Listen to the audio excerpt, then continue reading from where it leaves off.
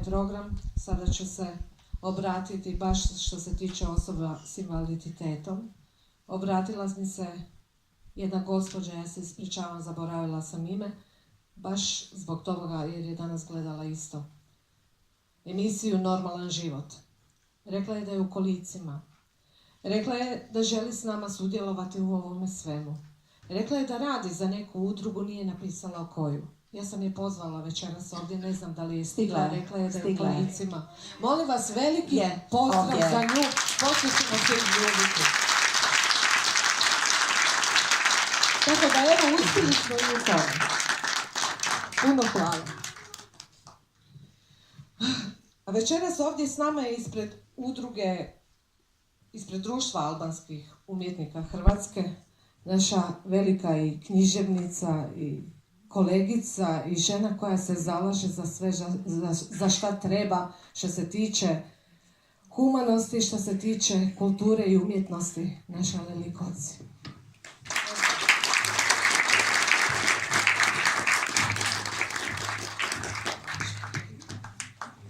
Lidija, hvala.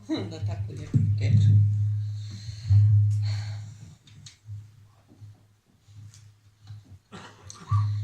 Ja ću čitati govor iz razloga što se uvijek proširim, pa je onda ovo najbolji način da se držim teme.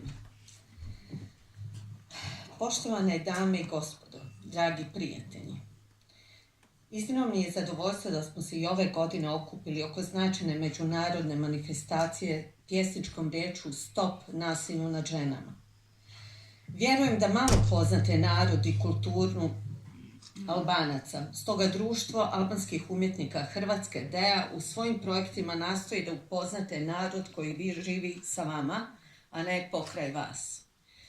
Pripadnica sam albanskog naroda koji je svijetu nasljeđe dao mnogo osobnosti na svim poljima kulture. Još od doba antike bile su to brojne istaknute žene poput vladarica Teute, Etute, Olimpije, Kleopatre, Komnite, Helene Topije i mnogi druge. Zatim u 16. stoljeću prva žena znanstvenica na svijetu bila je Elena Lucrecija Peskopija. Također prva žena na svijetu odlikovana činom admirala od strane carevine Rusije bila je Daškarina Pinoče zvana Bugolina, čije su ratne flote bile strah i trepet Sredozemnog mora u borbi protiv turskih osvajanja. Šta bi? Zatim imamo Skenderbega, zatim Anđelinu Kominu u pravoslavnoj crkvi Sveticu, svetu majku Terezu, Anđeo Bojađiju, majku Terezu. Pripadnica sam albanskog naroda koji je u odbrambenom ratu, domovinskom, hrvatskom, dao 16% albanskih branitelja i svoje populacije koja živi u Hrvatskoj. Pripadnica sam jednog od najstarijih evropskih naroda koji nikada nije vodio osvajačke ratove, već je uvijek bio primoran braniti se protiv napadača. Ponosna sam na svoje albanske korijene zbog trajnih civilizacijskih vrijednosti koje je albanski narod dao svijetu uz sveopće kulturno nasljeđe čovečanstvu u kojem se i danas u suvremenom društvu Albanci ponose. Možda ne znate da je jedno od mnogobrojnih kulturnih nasljeđa kod Albanaca da u albanskom jeziku ne postoji riječ mržnja. Ona opisno postoji kao riječ čije bi značenje bilo najbliže uvreda i vrlo rijetko je u upotrebi. U albanskom riječu ne postoje psovke. One su prevedenice sa drugih jezika. A što reći o nasilju nad ženama i kako na taj čin gleda albanski čovjek? Zašto u Albanaca i samo verbalno nedolično ponašanje prema ženi je neprihvatljivo društveno ponašanje?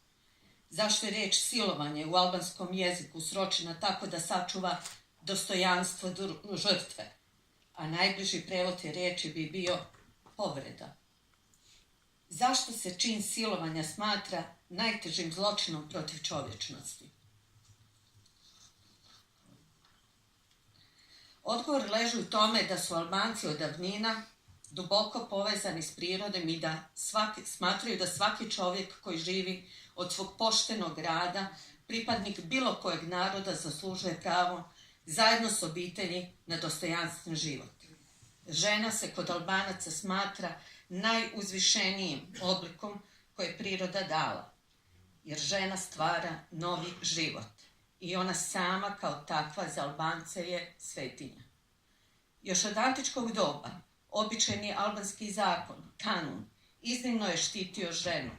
Zakon se prenosio usmenom predajom, sadrži 1263 članaka i u njemu su sadržane odredbe statusnog, kaznenog, obiteljskog, stvarnog i obveznog prava, te sudski postupci. Kanun se djelomično prihvatili kasnije svi narodi koji su kasnije naselili albanska područja. Zakon je kasnije zapisao poznati albanski knez Lek Dugačini i dobio je ime Kanun Lek Dugačinija. Bio je vrlo strog, a sudske odluke je donosilo vijeće staraca. U skladu s kanunom su albanske obitelji odgajale djecu od malih nogu, o društveno prihvatljivom ponašanju. Bio je brz i učinkovit u rješavanju sudskih procesa na način da mu danas mogu pozavjediti sve suvremene institucije, s obzirom na vrijeme kada je nastao. Prema starom običajnom albanskom kanunu, žena je svetinja. Bila ona majka, sestra, kćer ili supruga. Ženi se nije smjelo ni na koji način reći nešto ružno. Pred ženinim očima se nije smjelo dogoditi nikakav vid nasilja, od verbalnog do fizičkog.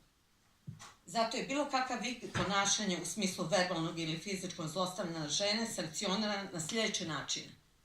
Oduzimanjem prava na davanje riječi, besem, plaćanjem velikih globa, oduzimanjem prava na nasljedstvo, izgonom te isključivanjem iz albanske goštačke zajednice.